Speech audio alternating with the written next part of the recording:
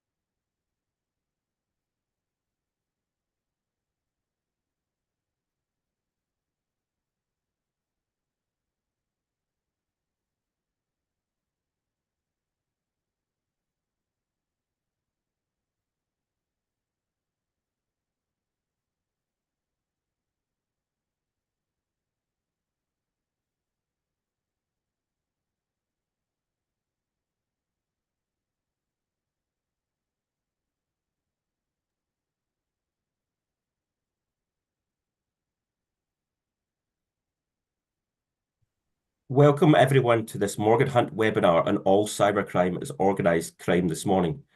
My name is Fraser Young and I'm a Senior Director at Morgan Hunt and responsible for IT business across the UK.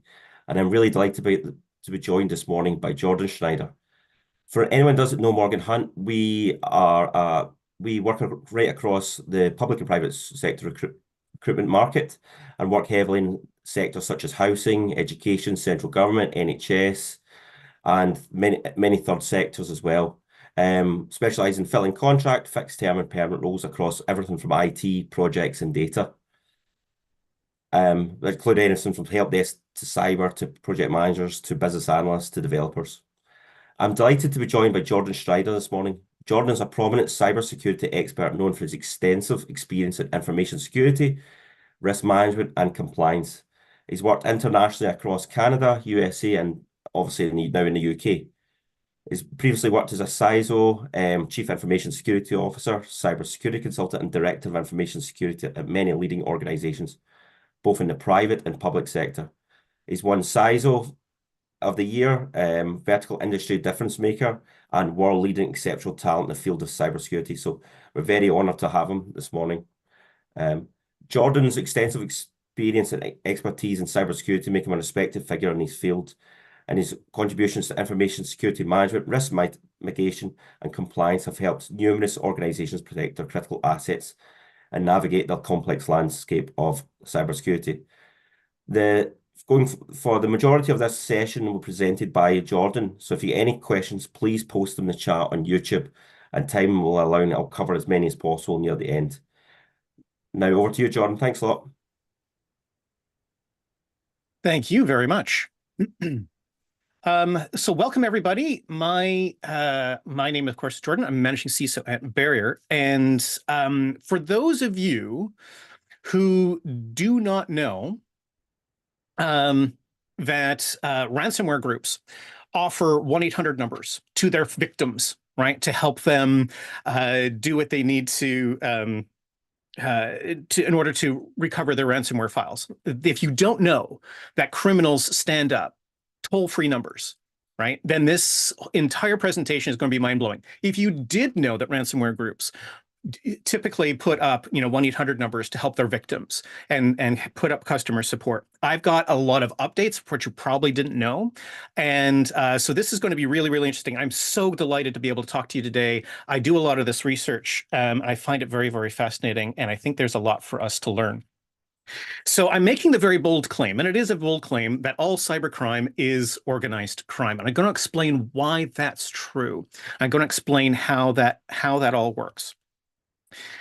So one of the things that got me into this entire field of research is that many, many years ago, I started getting into honeypots. If you don't know what a honeypot is, it is a computer or a server that's designed to be hacked, right? It's set up to have a bunch of weaknesses, but it's also set up to have a whole bunch of surveillance technology attached to it so that researchers or defenders or security people can then understand how the attack happens and what in terms of research, how attackers work and how they think.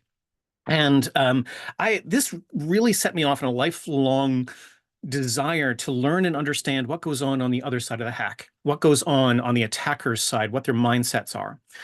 Because being able to watch their techniques, I was able to determine with fair amount of certainty, what country or what language group the attacker was coming from, just simply on their style and their approach and things like that. So this became a really, really big fascination for me in understanding not just the individual technical attacks, but the organization of cyber attacks and cybercrime. So this has become a huge fascination for me. And I've updated my research, and I'm delighted to be able to present some of that research to you now. Now, for the next hour, one of the things I do have to put in is a huge caveat. One, there is a lot of speculation when it comes to the research around cybercrime and what actually happens behind the scenes in criminal groups. But we do have a lot of information over the years that we can use to provide a foundation for making some educated guesses. First, pardon me. First, we have some famous FBI busts of large cybercrime groups in 2010. And this provided a sort of our first good public look behind the curtain and what was going on. And that was a really long time ago. That's 14 years ago. But since then, we've had a lot more information that we've been able to pull from. One, we've been able to have researchers look at the dark web, right? And look to where these criminal groups talk and where they organize and are able to listen and then make some guesses. It's still fairly public information in so many words. I mean, it's not a full glimpse as to what goes on behind the scenes, but it highlights and exposes a lot of information for us. Secondly, we've got intelligence organizations like GCHQ and the CIA, and they infiltrate these groups, and they get a lot of information, and they expose some of it. They, of course, can't expose all of it, or else they'll expose themselves. And they're really, really selective in what they produce, and we can't verify any of it because they're the only ones that hold this information. But it does provide a little bit more of a glimpse. Now, the biggest thing that happened in this type of research was the Conti leak in 2022. Conti was one of the largest and one of the more successful ransomware groups that were out there. And a disgruntled employee dumped a whole bunch of email threads, chat logs from their own internal chat groups, internal documents, and just a treasure trove for researchers and understanding how organizations as large as Conti was, how they work, what they do, what they think about, what matters to them, and how they're organized. And then earlier this year, we got a little bit more information in a very similar situation as the Conti leak. We have the iSun leak from China, and a whole bunch of other documents were exposed there. So while we speculate a lot, and a lot of this, I'm going to provide as much fact as I can, but I'm also going to try to highlight where there's a bit of speculation here so that we can understand what's going on the other side of the hack, not just for curiosity's sake, not just for academic curiosity either, but so that we can learn from that and we can then start adjusting our own assumptions, correcting our myths, and providing some insight as to what's going on so that as defenders, whether we're defending ourselves, our families, or our businesses, that we can start bringing in some of that insight to know how we can defend ourselves more intelligently and more targetedly, and potentially take a look at how we need to protect ourselves a little bit more than we're doing now, because of what's arrayed against us. All right, so before we get into the modern stuff, I want to talk about the before times. What was cybercrime like at the start and in the very, very beginning? So originally, cybercrime was a very, very individual activity. There was no support. The communities that were out there were very, very small. And it was the communities that were there were very, very niche and very, very selective. And so you had programmers that were getting into hacking, and they would be discovering all of the types of vulnerabilities that, for those of us who are professional security people, now are just common knowledge. They were discovering these things as they went. They invented the ways to exploit programs as they were developing them. And so each programmer, each hacker developed their own style, their own technique, and they had their own approach to doing all of what they were doing. I love showing this slide when I do presentations on cybercrime. This is the code of what's known as the world's first computer virus. It's known as the brain virus, and it was written in 1986. The intent was not to be too malicious. The actual intent from the programmers was that they wanted to punish people who were pirating their software. So they created a virus that would write itself to a floppy. And if you don't know what a floppy is, it was the USB stick of the 1980s. It would write itself to the floppy and then copy itself to the computer that it was stuck into and look for the license for the software.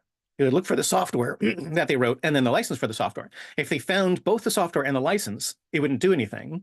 But if it found the software without a license on the machine, then it would start slowing down the machine and creating problems. So they weren't trying to be mean. They were just trying to prevent people from pirating their software. Now, if you're the world's first virus, what doesn't exist? That would be an antivirus. So what you have here, and you can see it, sorry, other point. What you have here on the screen is the names of the people who wrote the virus, their address, and their phone number with instructions in order to remove the virus, contact us and we'll help, right?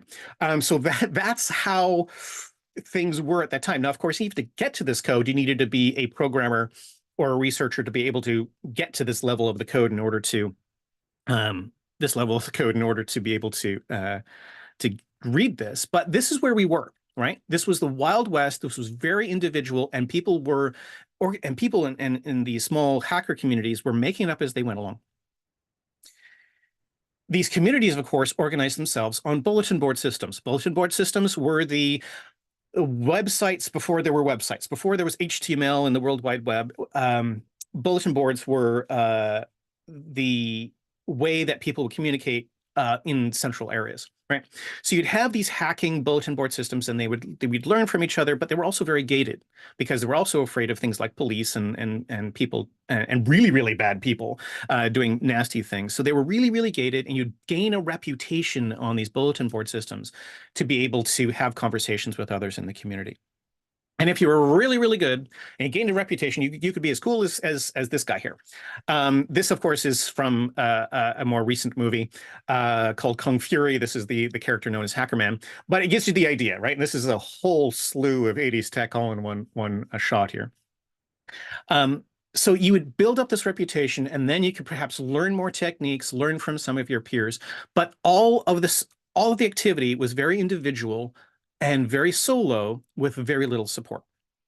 So let's flip forward the calendar and let's get to 2016. Now, 2016 might seem like it's not that long ago, but I will remind you that is 8 years ago. This is now a fairly long time ago when it comes to computers and computer technology. So as we go through what I'm about to show you, remember that this has been in play for at least 8 years, okay? So now in this modern era, which happened around 2016 in terms of cybercrime, in this modern era, we have a whole new approach. We have a very, very mature approach to cybercrime. So this is an actual ad from the dark web about how to purchase ransomware, right? The ransomware virus. Okay, so what do we have here? We have $39 full lifetime license. If you wanted ransomware but didn't want to pay hundreds of dollars for it, then this is for you, which implies that in order to buy ransomware from someone else, you needed to pay hundreds of dollars for it. So this is a cheap and easy to manage ransomware developed by me and my team, blah, blah, blah, blah, blah. A few things to note here. On this marketplace, you have a couple things. One, let's see if I don't know if this is going to work here. Nope, I'm just going to work. Yeah. Hopefully I've got a laser pointer on my screen and hopefully you can see this. You've got this green thing called a green box called vendor level 1, and right next to it, a deep red saying trust level 5. right? So on these cybercrime marketplaces, they had built-in trust and built-in reputation functions so that you knew who you were dealing with, right? And just like we had in the bulletin board systems with this reputation and building this up interpersonally, you now have basically an Amazon star rating system that looks at who are they in terms of their vendor level, what their experience is in selling, and their trust level. Because you don't want, to be buying something from the FBI, for instance, or GCHQ and get yourself into trouble. So you've got all of this built in. There's also something on this screen, which might be easy to miss. It's here at the bottom in this table, and it's called payment through escrow. So this is also very interesting. If you don't know what escrow is a third party where the seller would send whatever it is that they're selling to the escrow party, and the buyer sends their money to the escrow party. And so if both things are collected, then it flows through to the other side. So this prevents people from running scams and saying, hey, pay me money and I'll send you this thing, and they just don't send it to you, right? So you have a whole escrow function, a whole escrow infrastructure that's been built into this entire sales process in order to support, pardon me, in order to build trust and make sure everyone is playing by the rules. Now, this is all really, really, really interesting. Remember, this is 2016. This is 8 years ago, and this is what we're dealing with. Now, this was a ransomware binary. This is a ransomware piece of software that you can buy. But of course, nowadays, we don't just talk about ransomware. We talk about ransomware as a service. And that is also from 2016.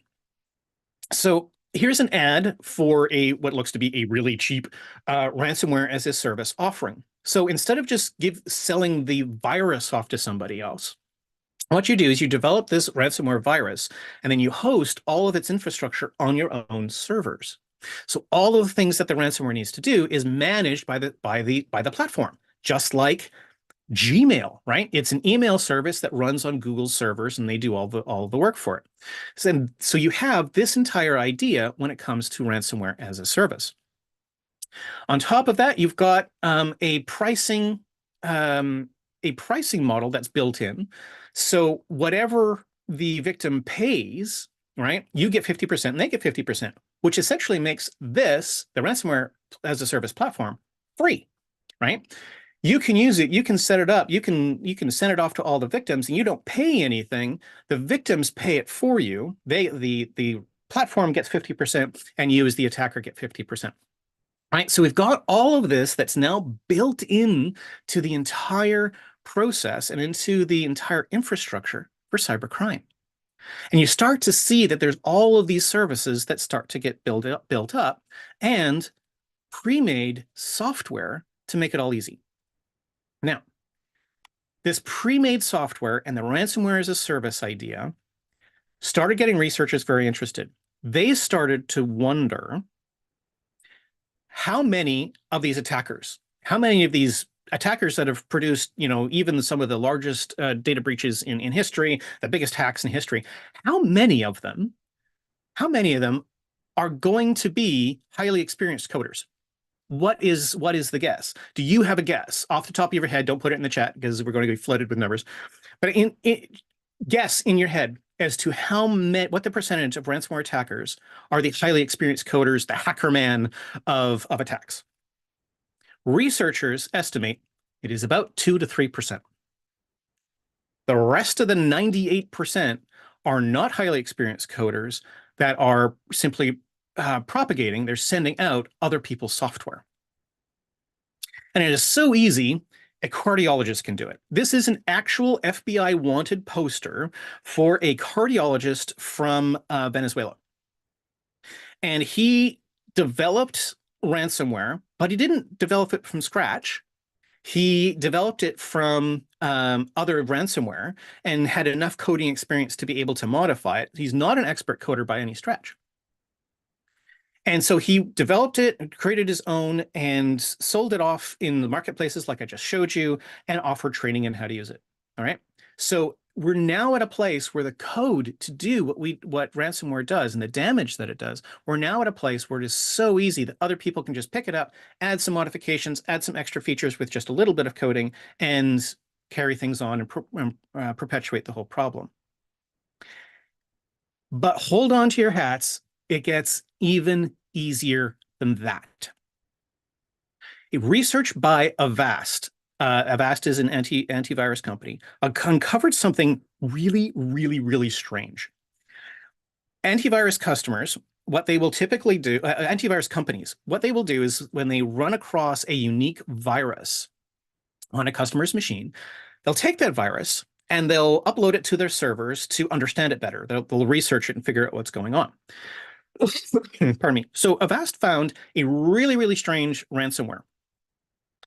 And they were researching it, and it got stranger and stranger. The more they researched it, the stranger it got. The ransomware was very, very, very simple. It was extremely simply coded, and it had a simple modular structure to it. So it looked like you could plug in a whole bunch of different modules to get it to do different things and have different functionality. And it could act like a lot of different types of malware all at once. So it could be ransomware, it could be an info stealing virus, it could do lots of different things depending upon the module that you enabled or plugged into the platform. It was also really, really simple. It lacked a lot of sophistication.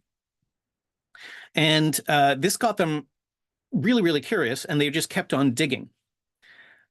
The other thing that really got them interested and really freaked them out was the hard-coded ransomware request. So if you're familiar with ransomware requests, we're usually dealing in the thousands, tens of thousands, hundreds of thousands, millions of dollars or pounds of Bitcoin. That's typically what ransomware is looking for. This ransomware looked for something different. It requested Amazon gift cards. Now, this was really, really, really strange. This was completely unusual. A, because Amazon gift cards aren't that easy to hide. The police could absolutely trace where things were used and be able to trace where the person was coming from. And the amount was low. The amount was silly low, right? So this really kicked off their curiosity, and they kept on digging in deeper and digging in deeper. In their research, they discovered that the attackers, or the ransomware group, was associated with a Discord server. If you're not familiar with Discord, this is an open, free chat room platform, right? If you remember from before, all of the ransomware attackers typically would be using dark web forums where you needed to have invites and needed to prove your reputation to even join. But Discord's open, right? Discord is completely open and, of course, is traceable, not like the dark web. So this was really, really fascinating to them. It was an invite-only Discord chat room, but as they were researching it, they discovered they could get an invite really, really easily. And they were on a YouTube channel in the comments, and people were talking about this Discord server, and they asked for an invite, and they got it. So they got onto the Discord server, and they started listening to what was going on, and their minds were blown. This was beyond their expectations in terms of ransomware research that they had typically used to doing. The Discord server had over 1,500 members, most of them highly active. And there were also games that they would play within the Discord server. There were giveaways and contests, and the community was highly, highly supportive, really, really active. The mood in this Discord server was so different from anything they'd ever seen anywhere else in their research. Now, one of the things what these researchers do when they get onto a chat room or a chat forum, or they have some kind of ability to grab chat logs, is they run it through language analysis to try and figure out who are these people, right? What language group do they come from? Potentially, what countries they might be from, just from how they speak and the patterns that they use, and their education levels and things like that. So as they were doing this, the results blew their minds. The majority of the participants in this ransomware Discord server were 11 to 16-year-olds. The virus, this ransomware virus, was designed to be so simple to use and then to modify through its modular platform, that kids had picked it up. It became so popular with kids that the sellers just started marketing and facilitating kids using it. Pardon me. The kids would go out and get new customers and bring them to the Discord server through game sites, game forums, YouTube channels, and everything like that. So it was a growing and very vibrant community. And this is an actual screenshot from the Discord server. Yo, can someone buy me Lunar? That's the name of the ransomware. But I want a economic middleman, a buyer middleman, sort of an escrow. I'm willing to give a $50 Amazon gift card in exchange. Why? Because I don't want to use my mom's PayPal. Right? So these are kids trying to get into this stuff. But of course, what's the ransom? Amazon gift cards. Right? So the ransoms are really, really low. So the gift cards that you send to your kids in your life, your cousins, your grandkids, your nieces, nephews, all your children. You use Amazon gift cards to as a proxy for gifts so they can get what they want. But what we're looking at is a shift from your regular typical hacker in a hoodie trying to develop their own software and their own methods to break into large corporations or hack the Pentagon or anything else. What you have is little Billy using his gift cards that he got for his birthday or Christmas to then build his own little mini ransomware empire. All right. So when I say that all cybercrime is organized crime, this is what I'm talking about. I've been talking about since 2016, for the past 8 years, a lot of infrastructure that is now in place. And this infrastructure is so mature and so effective that little Billy can participate. Little Billy can join with just a $50 Amazon gift card that he got from someone else, right? And so this is what we're looking at. Now let's get past little Billy here. And now let's take a look at cybercrime at scale. Let's take a look at what happens when we deal with more professionalized cybercrime and hacking and ransomware groups.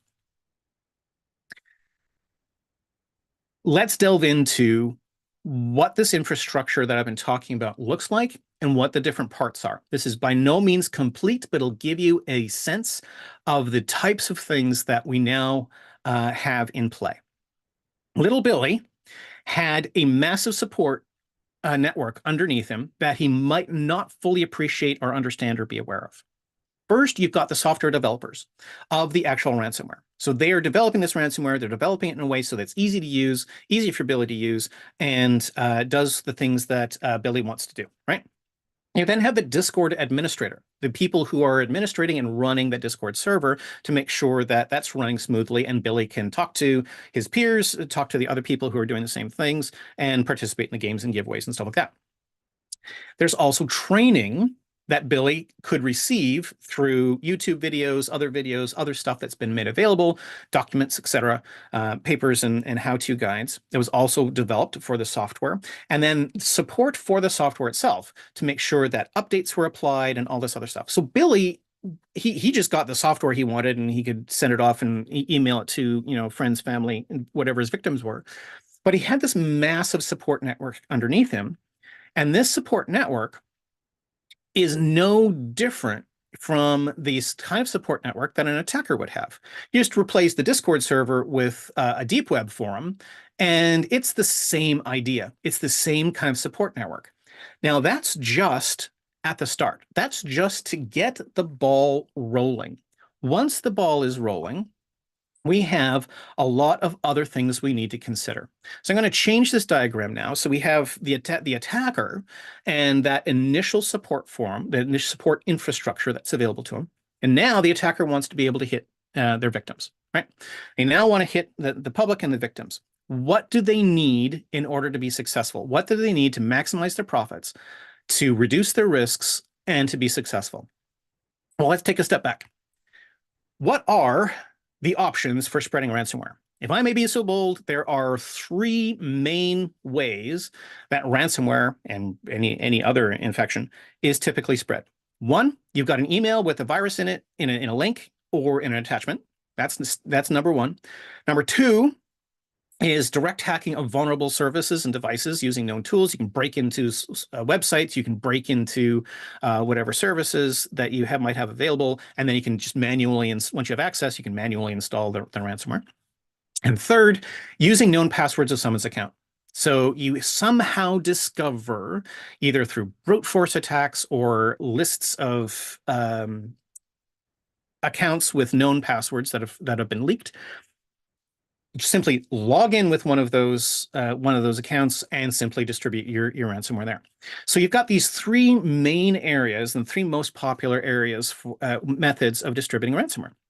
Now, remember this list for later. We're going to come back to that, and there's going to be a test at the end. No, there's no test. Remember this for later because we're going to come back to that. So if we want to be able to distribute this over email, if we want to distribute it as a link in an email, there's a few different services that we could pull into this. One, we could take this ransomware and go run it through a bunch of tools to make it obscured to antivirus. It's called antivirus evasion or AV evasion, to try and make it sure that it doesn't get picked up by antivirus and thus by those protections. So that's the one thing we might need and the tools we might develop. Then we're going to need a hacked email server or some access to an email server that we can abuse in order to send out those emails. Because Gmail doesn't tend to like things being sent out from their services. So let's borrow someone else's or hack someone else's. The other option is we could stand up what's known as a bulletproof server. The bulletproof servers are designed so that even if the law enforcement wants to take it down, it just replicates itself. It's just nearly impossible to take down. Now, we could, as an attacker, develop all these tools and learn all these tools and get expert levels at all of these tools ourselves, but that sounds like a lot of work and a lot of opportunity for failure. So what we could do is we could take all of those things and we could have someone else manage it. We could simply, and they exist, get the services of an email distributor service that manages all of these things for us, including being able to make sure that the attachment isn't going to be picked up by antivirus. And that email server service themselves might outsource any one of those things to any other services. So all of a sudden, we've got this growing network and infrastructure underneath simply sending an email. What's the other thing we could do? We could directly hack into vulnerable devices and services. So if we want to do this, what could we do? Well, one, we need to have an understanding of the tools that can hack these services. We need to have lists and databases that update with the known vulnerabilities that need to be out there. And we need to be able to scan for these vulnerable devices based on these known vulnerabilities. And we need to maintain the lists of whatever services or victims are out there that are vulnerable. Now, of course, we can develop all these tools ourselves. We can do all this ourselves, or we can simply outsource that problem to someone else who does this all the time and does it at an expert level. And of course, these services exist. So you have these organizations that simply scan the entire network for vulnerable services, don't do anything with it, don't actually hack them. They just know, oh, this is vulnerable, and they maintain that list. And then we as an attacker can simply rent access to that list or say, hey, I would like to buy 1,000 vulnerable services, and they can send you them and say, hey, here's how you hack all these vulnerable services. So we could outsource and manage all of those things. And if we didn't want to do the hacking ourselves, we could just simply hire somebody else to take this list, use the tools, and use our ransomware that we've sent off that we want to use, and have the hacker use the tools on our behalf. So again, the network and the infrastructure starts to grow. What's the other way that I mentioned? Known credentials and known passwords of known users of known services, right? We have the same thing. We can send out phishing emails, right, to capture usernames and passwords, which is its own thing, which then connects to another email service behind that, of course. We can scan the internet for passwords and services that use credentials. And we can see, hey, this person uses, Jordan uses password 123. No, we don't. Jordan uses password 123 for his Hotmail account, right? Oh, so, and they don't actually hack it. They don't actually do anything with it. They just figure out what the credentials are. They put it on a list. And now, if we want to use one of those known passwords, we can just say, hey, please give me 1,000 known credentials on known services for Hotmail, for instance. Give me 100 Hotmail accounts that we have access to. And we can just simply rent or borrow or buy access to those accounts and then do what we want with them. So we've got this massive and growing infrastructure underneath. Now, I'm going to take all of those boxes that we had. We're going to condense them down, right? Because we got more to go here. The infrastructure and the web keeps getting bigger. So we have email and the email administration. We have access brokers, people who gain access to people's accounts and the known credentials. And of course, exploit research so that we can find, locate, and exploit known vulnerable services and devices. So all of these squares represent a large network in and of themselves of support. But here's the problem. Once we've got all of this going, what if we're successful? We got two problems. One, we need to pay all these people. That's one problem. The second problem is, what if the victims pay? What do we do with all this money? Which means we've got an entire financial network that now needs to be considered. So we already talked about escrow. That's already been something that we've already been dealing with, and escrow for all of these other services that we're buying or renting to help us do our attack. We have money laundering services, what to do with the money. We get the Bitcoin. We'd like to convert that Bitcoin into cash. How do we launder that money so that we can actually use it without getting ourselves caught? Bitcoin itself needs its own management and its own security. And of course, you've got basic bookkeeping. Pardon me. Basic bookkeeping to make sure everything is flowing the way it needs to flow and we know what's going on. We're keeping track of our money. Of course, we can do all of these services ourselves, or we can simply rent or buy or outsource the problem to professionals that do this. Yes, there are bookkeepers who are designed and specialize in keeping the books for ransomware attackers and cybercrime. They exist. They absolutely exist, right? So now we have this other meta layer of service that we need to add to this entire web of infrastructure in order to make an attack successful. Increase its success, decrease the risk, and reduce our effort in the entire thing. Make sure we can do it at scale. So now our attacker. So our attacker in the center of the web here, the attacker is no longer looking like an attacker. Because what is the attacker now actually doing? They're just simply connecting products and services to each other and keeping the machine going, and the attacker doesn't necessarily directly contact the victim at all. So now this attacker is looking more like a managing director, right? It is the center cog moving all of the rest of the cogs within this mighty machine that is happening. And this support, the third parties, the fourth parties, the fifth parties in the supply chain, all then come and serve with the uses and serve the desires of this attacker that now wants to do something. But the attacker in inverted commas, isn't necessarily doing anything directly to the victims themselves. So now, once we make the leap from attacker to a quote unquote managing director, now we can take things up a step. Now we can take a look at what if we envision this entire thing as a group, like as I mentioned, Conti. Now, Conti and a lot of these other large groups, they bring a lot of these services in-house. They bring it in-house so that they can get more efficiency and they can get more control over what they want to do, especially if they want to do things in a specialized way. So they'll start bringing in some of these services internally. Now, once you start doing that, you're now needing to manage your own group. You're needing to manage all of these people you're now directly responsible for. And for that, guess what we're going to need? We're going to need a company infrastructure, a business infrastructure. And all of these things that I put in here are actual services that were involved in the Conti group. They had an HR department.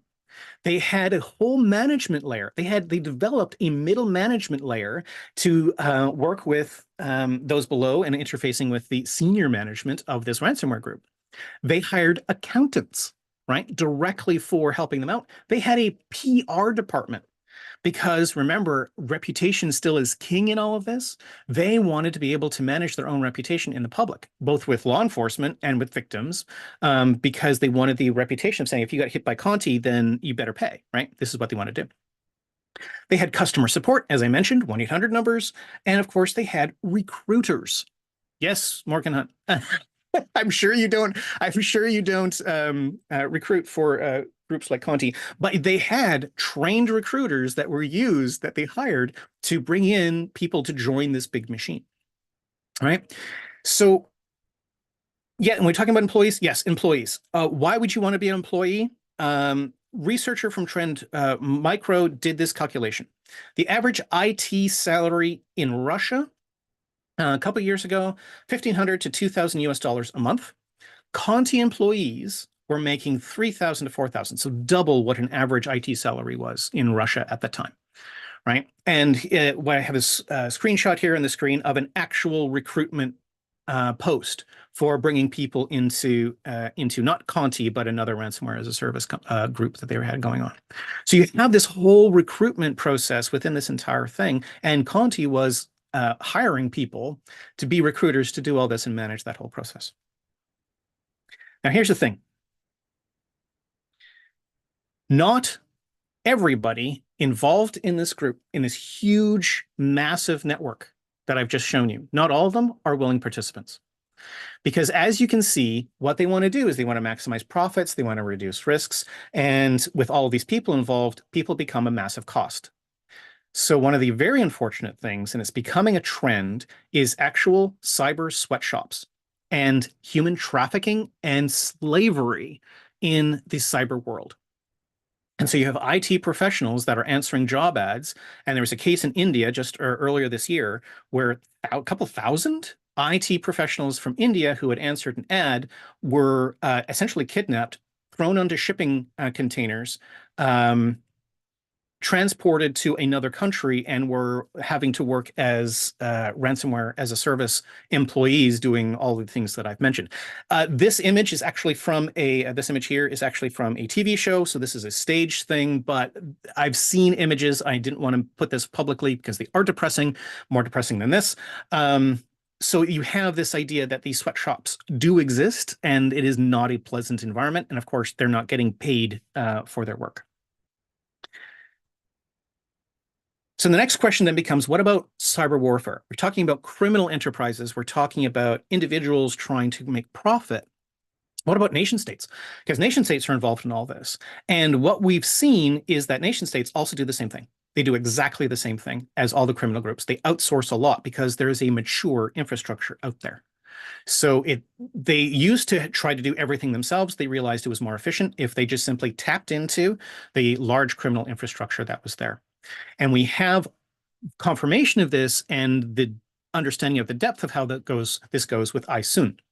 Earlier this year, an iSoon employee dumped a whole bunch of documents, internal documents onto the internet, and we got to see how that works and how China uses the entire country. They will tap anybody and anything to help with their efforts and whatever their goals are to create cyber attacks throughout the world.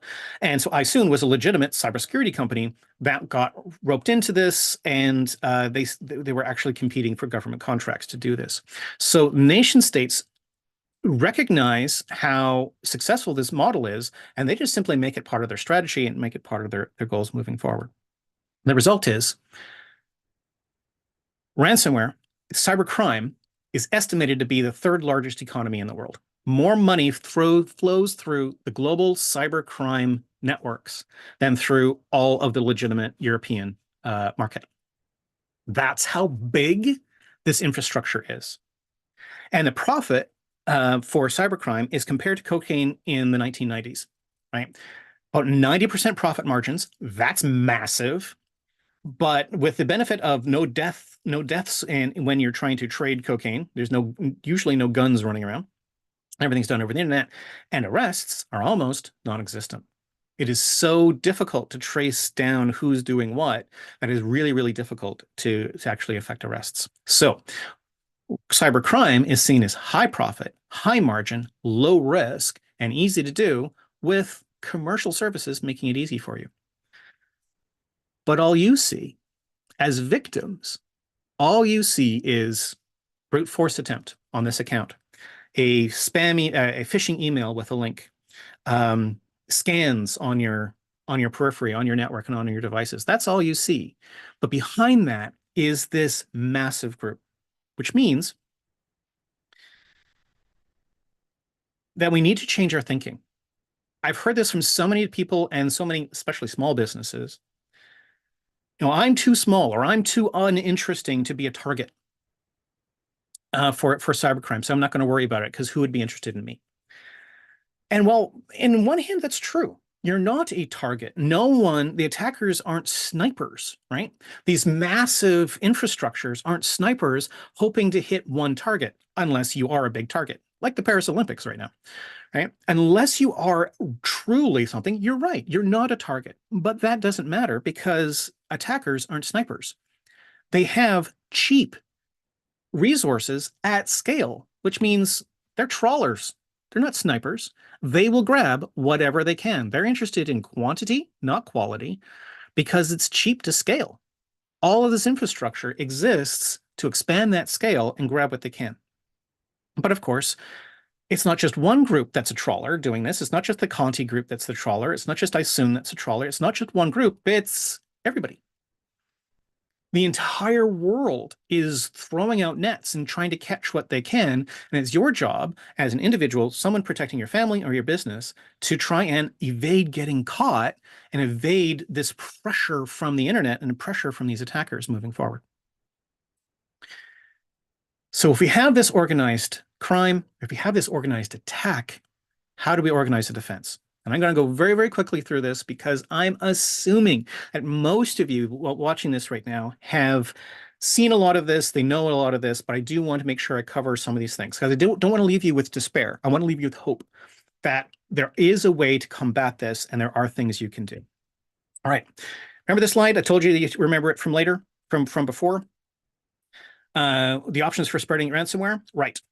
I'm going to highlight the specific things that we need to tackle and we need to put as part of the bricks in the walls of our defense. Email with viruses and attachments, direct hacking of vulnerable devices, and using known passwords. So I'm going to boil this down to a list of 5 things that we need to tackle, which is antivirus, patching and updating, social engineering defenses and email defenses, strong authentication, and rapid response. I'm sure at this point, most of the experienced cybersecurity professionals are now checking out because they're like, yeah, I've heard all this before. And like I said, I'm going to go through this very, very quickly. Antivirus, yes, antivirus is still important. It's only about 70% effective, but it is 70% effective, right? You need to make sure that you've got something in place. You need to make sure you've got your antivirus updated. And I'm making this overgeneralized claim, and I realize it's overgeneralized. The more advanced the antivirus, the more better it is. Yes, it's bad grammar, but hopefully you'll remember it. The more advanced it is, typically the better it is at combating more advanced threats. If you're businesses, you're looking at EDR and XDR options to self-coordinate a response. If one computer gets hit, it's going to communicate to the rest of the computers and start automatically coordinating a response to make sure things are protected across the board. Patching and updating, blah, blah, blah, blah, blah, blah, blah. I've heard this probably a million times. Don't delay your updates. Don't push back on it. And for a lot of organizations, patching can be very, very complex and challenging. My encouragement to you is to lean into that pain because, like I said, you've got these trawlers. You have hundreds, thousands of trawlers looking for unpatched services. You need to not be caught up. And that's just frankly what you need to get to. Lean into that pain, simplify what you need to do and simplify your defenses so that patching and updating can be less of a pain.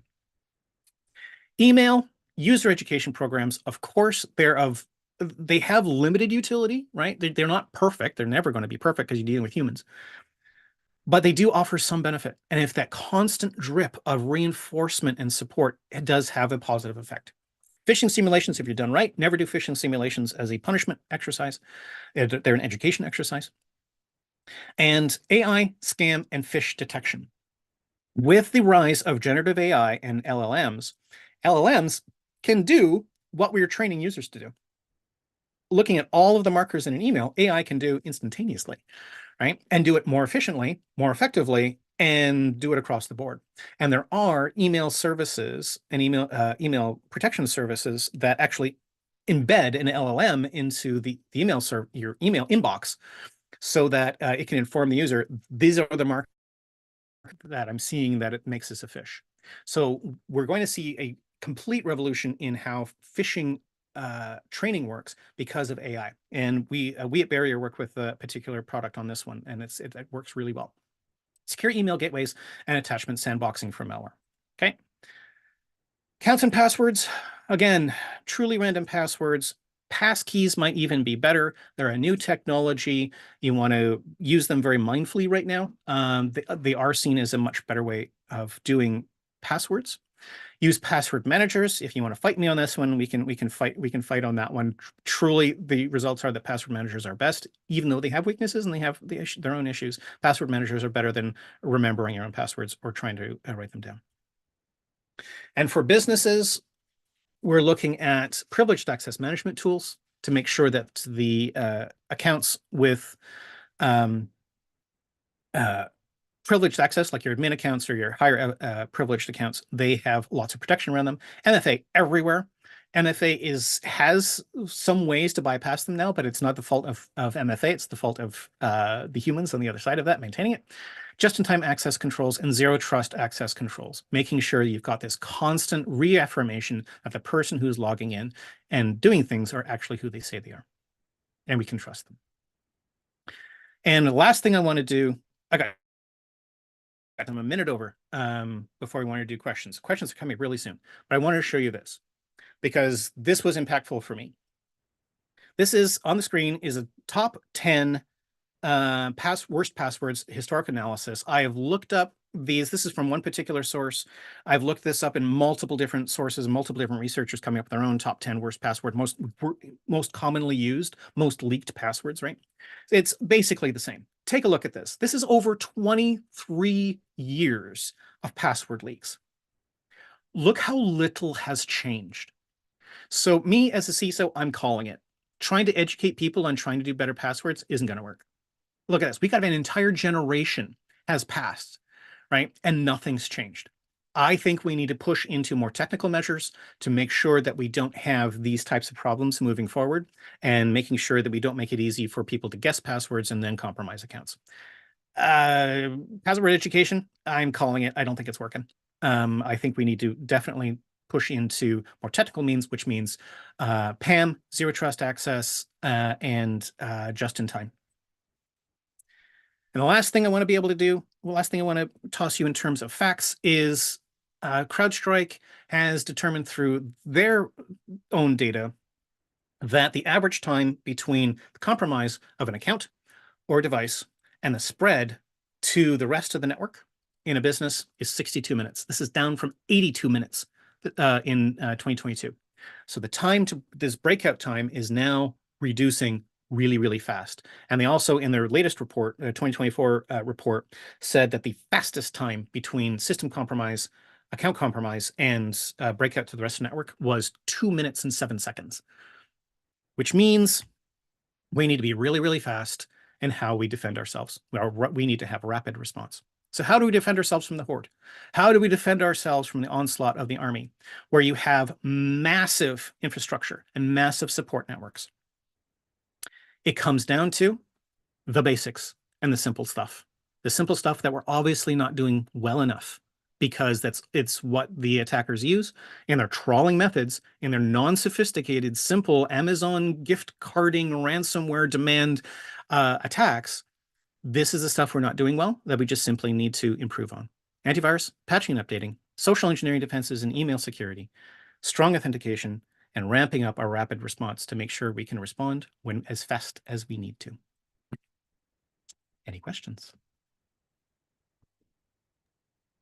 That was brilliant, Jordan. Has anybody got any questions? Please send them through and I'll read them out.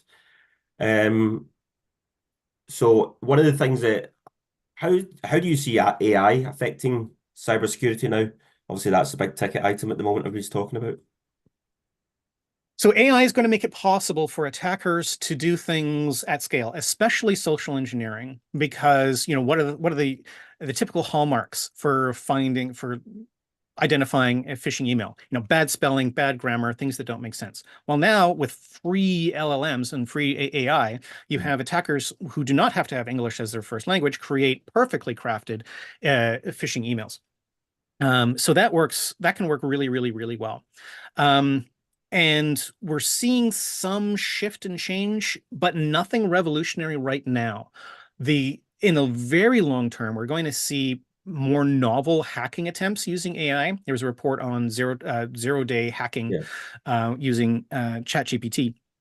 But we're going to see more of that, but it's more of what we're seeing just at scale and at a greater speed. So in terms of the attacks, that's what we're going to see. We're going to see a raise in quality hmm, at scale and at speed, which means that we as defenders need to make sure that we've got the hatches battened down, the yeah, basics done right, and we've got rapid response so that we can respond with the same speed that we're being attacked. good. So, in terms of another question came through, what are the threats we're likely to see emerge in 2024? Cyber threats. Um, the threats that we're going to see in terms of well, there's a couple different levels on this one. In the UK, we're obviously going to see some election attacks going on, threats on public sector. We're going to see more threats Mhm. from places like Russia, who want to embarrass people who are critical of the country and its government and its decisions. We're going to see a lot of that. Yeah, But in terms of what are the concrete threats, we're just going to see in the near term, we're going to see what we're seeing, just bigger, yeah, more sophisticated. We're going to see iterative development going forward. But in terms of the actual concrete threats, we're going to see just more of the same. So okay. don't forget about doing the basics. If you can Yeah, do the basics, that's going to serve us really well. I see the questions in the chat so, room. yeah. So what is the best way to learn more? Any training or certifications that you recommend? To learn more, well, that's a big question without a defined answer, unfortunately. To Any learn websites more, or anything you could recommend or books or articles? everything changes so quickly. So what I would do, frankly, is I would start looking at news feeds of cybersecurity news and cybersecurity attacks. There are a bunch out there. I use Dragon News from a Welsh company, Kimry. And if you're finding something that's interesting to you or something you don't understand, start researching those, even at a Mhm. light level, just to educate yourself and get awareness on those. And that sort of approach will help you learn more and help you define how to defend yourself. Yep. But frankly, right now, the best way is keep your ear on the news. Cool. This is one relevant for yourself. I work in an industry where it's difficult to tell users what to do. How do you suggest we approach things in a higher education environment? The problem everywhere, not just in higher education. It's about providing that support, supplying that drip of information so it just becomes habitual and normal and knowledgeable, and educating them and making sure that they know and that they feel that what you're telling them to do is supporting them. You're Mhm. not dictating, thou shalt do this, because everybody rebels at that. But what you want to do is you want to show that what you're doing is helping them, that you're helping them do what they need to do. And if they feel that it's not helping, then you need to listen. So it's not about just telling users what to do. You need to Yeah, listen to what they're telling you so that you can support them in perhaps better ways. And there are different tools we can provide. There's different types of support we can provide. There's a different education we need to provide. It's not going to be 100%. You're always going to have the percentage of users that are saying, I'm going to do what I want to do. That happens, right? There's a whole field of human factors engineering where this is all considered.